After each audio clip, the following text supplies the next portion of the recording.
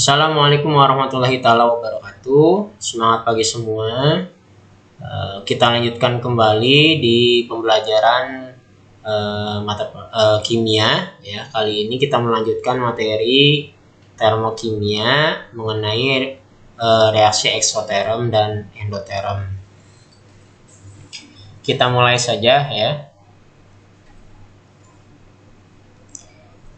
Reaksi kimia dibagi menjadi dua berdasarkan pelepasan atau penerimaan panas atau energi ya atau kalor. Nah, di sini reaksi eksoterm adalah reaksi yang pada saat berlangsung disertai pelepasan panas atau kalor. Atau kalau misalkan suatu reaksi menghasilkan suhu panas ya, artinya suhu awal kita misalkan suhu awal kita tandai dengan T1 ya. T1 naik misalkan tadinya 20, suhu akhirnya di sistemnya menjadi misalkan 30. Nah, 20 menjadi 30 derajat berarti naik, artinya terjadi panas di sini. Artinya reaksi tersebut menghasilkan kalor ya. Atau kita tulis suhu akhir itu lebih besar daripada suhu awal. Nah, ini yang disebut dengan reaksi eksoterm. Di sini contohnya adalah reaksi pembentukan NH3. NH3 itu amonia ya. Ternyata dia melepas kalor sebesar 26,78 kilokalori. Nah, biasanya ditulis dengan tanda negatif. Ingat ya, jadi tanda negatif ini bukan tanda negatif sebenarnya. Hanya untuk menandakan bahwa pembentukan gas amonia itu melepas. Jadi tanda negatif itu artinya melepas kalor atau panas. Bisa melepas, bisa menghasilkan, ya sama aja, itu sinonim dalam reaksi eksoterm. Nah, itu contoh reaksi eksoterm. Kemudian bagaimana reaksi endoterm? Reaksi endoterm adalah kebalikan dari reaksi eksoterm. Adalah reaksi yang pada saat berlangsung membutuhkan panas atau menyerap panas, menyerap kalor. Panas reaksi ditulis dengan tanda positif. Nah, ini tanda positif. Kalau tadi kan eksoterm tandanya negatif, kalau endoterm tandanya positif. Perhatikan tinggal dibalik ya. Misalkan contohnya 2NH3 menjadi N2 tambah 3H2. Ya, di sini contohnya sama, yaitu pembentukan dan penguraian. Kalau ini pembentukan, yang ini penguraian. Pembentukan kenapa? Karena senyawanya dibentuk atau di kanan. Kalau ini penguraian karena senyawanya di kiri. Ya, kalau ini pembentukan NH3 dari unsur-unsurnya yang paling stabil. Kalau ini penguraian NH3 menjadi unsur-unsurnya ya. Perhatikan, karena ini reaksinya sama sebenarnya hanya dibalik ya. Jadi posisi produk, ini produk jadi reaktan, posisi reaktan jadi produk. Ya, atau yang kanan jadi di kiri atau yang kiri jadi di kanan. Maka nilai energinya akan sama, hanya tandanya saja yang diubah seperti itu ya. Jadi eksoterm itu bisa disimpulkan ini sistem. Jadi reaksi di mana panas keluar dari sistem gitu. Kalor keluar dari sistem ke lingkungan gitu. Ya, ke lingkungan. Pokoknya kan sistem itu segala sesuatu yang jadi pusat perhatian. Kalau lingkungan segala sesuatu di luar sistem. Ini eksoterm. Kalau endoterm gimana? Tinggal dibalik aja. Ini sistem. Kalor masuk dari lingkungan ke sistem, dari lingkungan ke sistem gitu. Ya, endo, N itu artinya masuk, exo artinya keluar gitu. Seperti itu ya perbedaannya. Mudah-mudahan semakin paham reaksi eksoterm dan endoterm. Oke, kita lanjutkan. Nah, di sini ada yang disebut dengan perubahan entalpi atau delta H. Jadi delta itu sendiri kita tahu artinya beda atau berubah atau selisih, itu biasanya ditandai dengan tanda segitiga atau disebut sebagai delta. H itu sendiri adalah entalpi, jadi perubahan entalpi. Nah, perubahan entalpi adalah perubahan panas dari reaksi pada suhu dan tekanan yang tetap, yaitu selisih antara entalpi zat hasil zat hasil dikurangi entalpi zat reaktan atau yang awal. Atau misalkan gini, kalau kita punya zat A berubah menjadi zat B, nah ini A itu punya entalpi. Entalpi itu energi ya, energi. Yang B juga punya energi gitu ya. Kita anggap ini HA, ini HB. Nah, untuk merubah A jadi B, ini akan memiliki perubahan entalpi yang ditulis dengan delta H ya. Maka delta H untuk reaksi ini berarti, ingat ya, hasil kurangi reaktan atau akhir kurangi awal. Akhir itu biasanya ditandai dengan ujung tanda panah. Berarti ini akhir ya. Berarti entalpi B kurangi entalpi A begitu. Atau produk dikurangi reaktan. Seperti itu ya. Boleh diubah dengan zat lain, contohnya pokoknya akhir kurangi awal itu ya, untuk perubahan entalpi.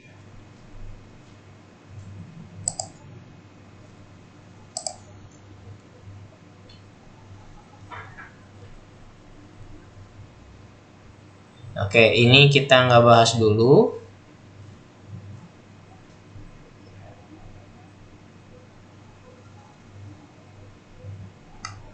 Bentar.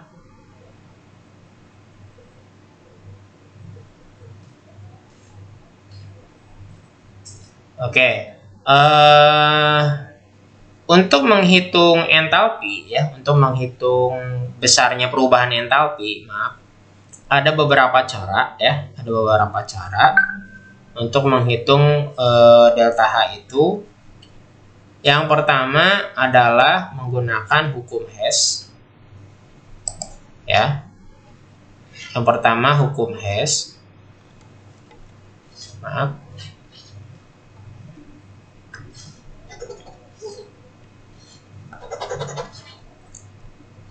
Yang pertama hukum Hess untuk mencari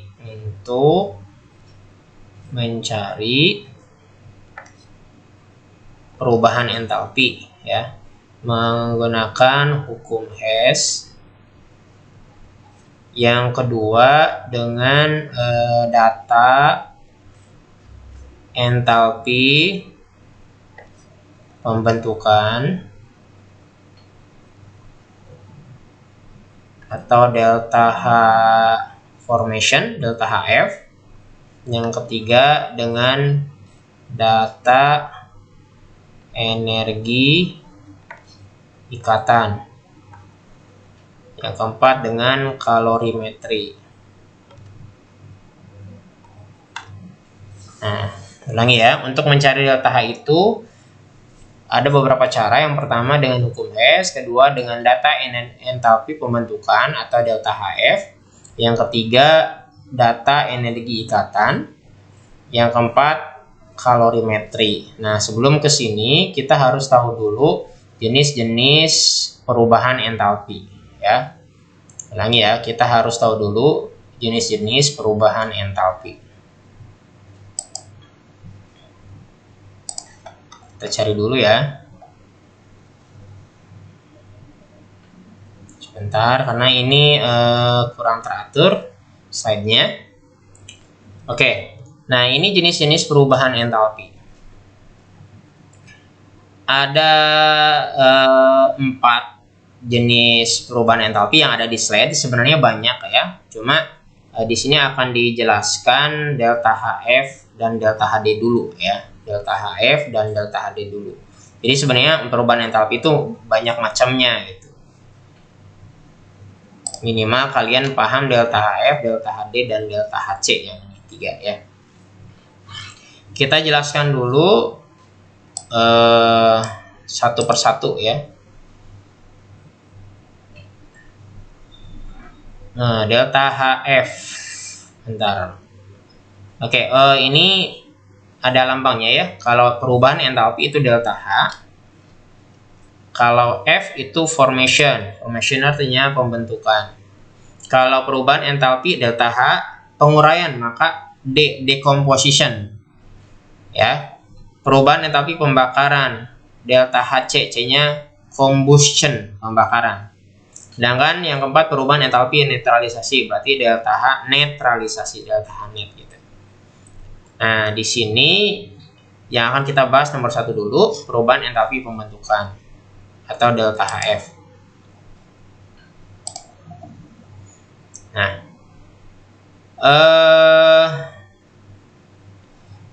yang ini ya, yang bercetak tebal ini, perubahan entalpi pembentukan standar disebutnya, atau dilambangkan dengan delta H 0F. Nah, 0 di sini dianggap sebagai apa ya?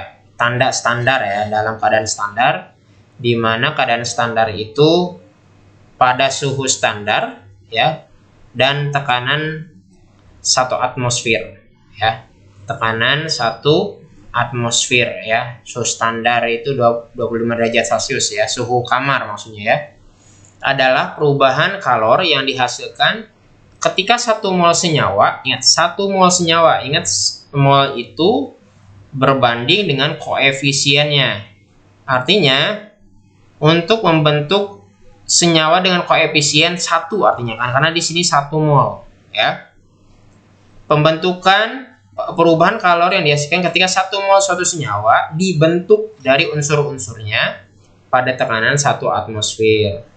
Nah, entalpi pembentukan standar setiap unsur dalam bentuknya yang paling stabil adalah 0. Artinya kalau misalkan kita menuliskan bentuk oksigen itu harus ditulis dalam bentuk keadaan stabil. Oksigen itu O3 gitu ya. Itu 0 ya. Tuh 0 ya di sini ya. Terus grafit atau karbon itu 0 ya. Nah, kalau O3 itu kan nggak stabil ya. Terus intan juga nggak stabil, maka tidak 0 nih. Seperti itu. Kalau besi gimana stabilnya? Fe 0 juga gitu. Nah, di sini kita harus paham dulu ada unsur-unsur ada atom yang monoatom ya, ditulis dalam bentuk 1 atom.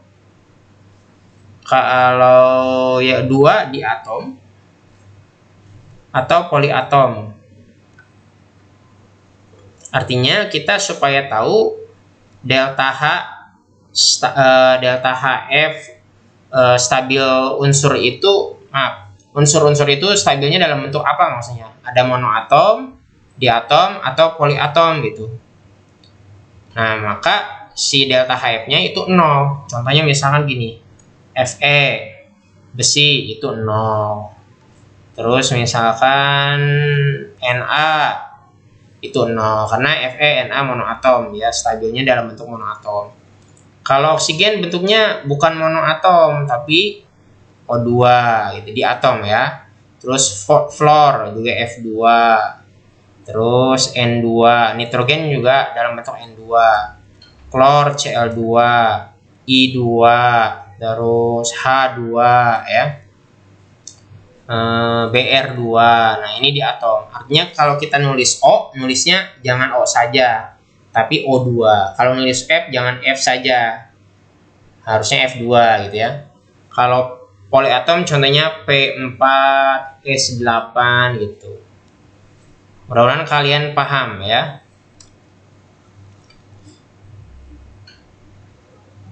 Kita lanjut. Nah, di sini ada tabel entalpi pembentukan standar ya, senyawa anorganik ya pada suhu 25 derajat Celcius.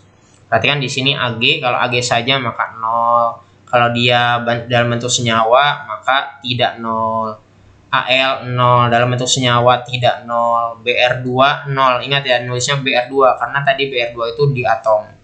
0. HBr tidak 0. C saja 0 ya. Diamond itu intan ya, Intan itu 1,90 karena Intan sama grafit beda, jadi grafit lebih stabil.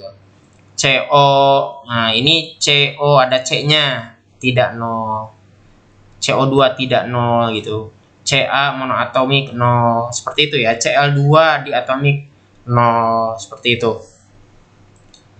Oke. Nah, lalu bagaimana penulisan persamaan perubahan entalpi pembentukan atau delta Hf? Nah, di sini ada delta Hf beberapa senyawa ya. Artinya kita harus menuliskan persamaan termokimianya. Di sini ada metanol ya, melepas. Nah, ingat ya, di sini ada minus berarti melepas kalor. Berarti reaksinya di sini semuanya eksoterm ya. CH3OH ini metanol melepas kalor sebesar 200,6 kJ per mol. Kita harus menuliskan persamaannya gitu, persamaan termokimianya. Terus yang kedua FeOH3 besi 3 hidroksida melepas kalor min 823 kJ per mol. Delta Hf kalium permanganat min 837,2 kJ per mol. Delta Hf CHCl3 min 103,14 kJ per mol. Nah, akan dijelaskan dua contoh saja ya, yaitu yang CH3OH dan FeOH3 ya. Sisanya dicoba. Nah, di sini kan delta Hf ya. Delta Hf itu perubahan entalpi pembentukan formation senyawa. Nah, ini dalam bentuk 1 mol. Kenapa? Ini koefisiennya 1. Terus di sini per mol. Per mol itu artinya per 1 mol. Langkah pertama, kita harus tahu yang yang dibentuk adalah senyawa. Berarti ini yang dibentuk, sehingga ini kita tuliskan di kanan. Ya, di kanan. CH3OH. Bentuknya liquid. Kemudian definisi dari delta Hf itu adalah perubahan entalpi pembentukan 1 mol. Ini udah 1 mol, artinya kita pertahankan koefisiennya 1 mol. Senyawa dari unsur-unsurnya ya. Dari unsur-unsurnya. Jadi pembentuk CH3OH itu ada 3 jenis unsur ya. Yang pertama karbon, terus kemudian hidrogen, dan kemudian oksigen. Nah, kita kemudian harus tahu si karbon, hidrogen, oksigen itu stabil dalam bentuk apa? Apakah monoatom, diatom, atau poliatom? Nah, tips supaya cepat paham, supaya cepat hafal, hafalkan aja yang diatom sama poliatom, maka sisanya adalah monoatom ya. Yang diatom diulas lagi, H2, Cl2, O2, N2, F2, Br2, I2. Kalau poliatom, contohnya S8, P4. Nah, maka sisanya adalah monoatom. Ingat ya, kalau di atom ditulisnya 2 ya, kayak gini. Kalau poliatom lebih dari 2, kalau monoatom cuma 1 gitu. Nah, di sini CHO itu stabilnya dalam bentuk apa? Supaya mudah kita lihat H sama O dulu. Di sini ada H2, maka kita harus menuliskan H itu H2. Stabilnya dalam bentuk H2 ya. Oksigen juga dalam bentuk O2. Nah, kalau karbon itu tidak termasuk di atom atau poliatom stabilnya, sehingga pasti monoatom. Artinya kita harus tulis C dalam bentuk C saja gitu. Monoatom, diatom, diatom. Kemudian jangan lupa menuliskan fasenya, fase fisisnya ya. Karbon itu solid kan? Kalau hidrogen itu gas. Oksigen juga gas. Nah, seperti itu. Langkah berikutnya kita harus menyetarakan. Ya udah diajarkan cara penyetaraan senyawa ya. Ya, cara penyetaraan reaksi. C di kanan 1. Ingat ya, ini jadi patokan karena ini dipertahankan 1 mol ya. C di kanan 1 kali C ya. Ini juga 1, maka udah setara. Kemudian H di kanan ada 3 tambah 1, jangan lupa. Ini H, ini juga H ya. 3 tambah 1, 4. Di kiri 2, maka kita harus menambahkan angka 2 di sini. Kemudian O di kanan 1, di kiri 2, maka kita kali 1/2 ya, atau setengah. Nah, kalau menuliskan persamaan termokimia, jangan lupa di ujungnya setelah penulisan reaksi dan reaksinya sudah setara, tuliskan nilai delta H-nya. Delta H-nya min 200,6 kJ per mol. Gitu. Satu lagi ya untuk contoh. Delta HF FeOH3 melepas kalor 823 kJ per mol. Oke, kita kerjakan di atas saja ya. Ini sama delta HF, maka FeOH3-nya di kanan ya. FeOH3-nya di kanan. Kemudian FeOH3 itu bentuknya solid. Pertahankan dalam bentuk 1 molnya, jadi koefisiennya 1 karena di sini per mol ya. Jadi 1 FeOH3. Dari unsur-unsurnya yang paling stabil, berarti penyusunnya apa? Betul, Fe ditambah O ditambah H. Setelah ini kita harus tahu Fe itu stabilnya dalam bentuk apa? Monoatom, diatom, atau poliatom. Ingat ya, Fe tidak termasuk diatom, tidak termasuk poliatom, maka pasti Fe monoatom, sehingga ditulisnya Fe saja. Kemudian O sama H udah dibahas tadi. O itu ditulis dalam bentuk diatom, H juga ditulis dalam bentuk diatom ya. Nah, udah selesai, tinggal kasih fasenya. Fasenya Fe itu besi kita tahu solid ya, padat. Kalau oksigen, gas oksigen ya gas, H2 gas hidrogen gas. Nah, setelah seperti ini, jangan lupa setarakan. Setarakan, jangan lupa acuannya adalah senyawa yang di kanan. Di sini kan Fe-nya 1, di kanan 1, di kiri 1, setara. Kemudian O di sini 1 kali 3, 3. Sedangkan di kiri ada 2. Gimana caranya? 2 kali berapa supaya jadi 3? Maka kali 1,5 ya. Atau pecahannya adalah 3/2. Boleh ya. Kemudian H-nya ada 3 juga sama. Ini 2. Gimana caranya supaya jadi 3? Maka kali 1,5 atau pecahannya 3/2. Nah, udah setara. Jangan lupa karena diminta persamaan termokimianya, kita harus menuliskan nilai delta H-nya atau nilai entalpinya. Melepas kalor sebesar 823 kilojoule per mol. Nah, seperti itu. Sementara kalian belajar dulu, pahami dulu perubahan entalpi pembentukan atau delta HF. Ya. Nah, untuk di rumah coba kerjakan yang bagaimana penulisan delta HF KMNO4 dan CHCl3. Seperti itu ya. Terima kasih untuk hari ini, mudah-mudahan bermanfaat. Assalamualaikum warahmatullahi wabarakatuh.